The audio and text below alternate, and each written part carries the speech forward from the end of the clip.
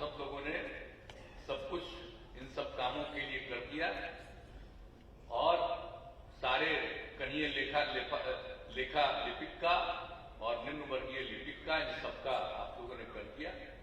तो ये बड़ी खुशी की बात है। आज तो कुछ लोगों का हम लोगों से वितरण करा दिया, लेकिन अभी तुरंत आप सब लोगों को भी जो पत्र है वो वितरित करेंगे। और हमने कहा है कि भाई आज इनको दे दीजिएगा, लेकिन उसके अलावा नियुक्ति पत्र दे दीजिएगा, लेकिन इनकी पोस्टिंग भी कल तक जरूर कर दीजिएगा, कर दीजिएगा इसका पोस्टिंग, खाली नियुक्ति पत्र देते रहो।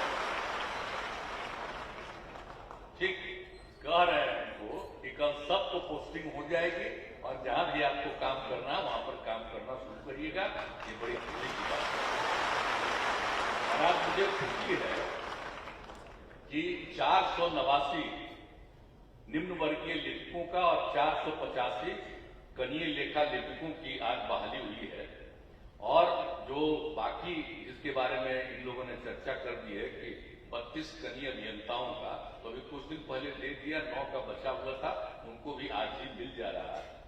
तो इस तरह से कुल मिलाकर के अभी 1006 नियुक्तियां की गई।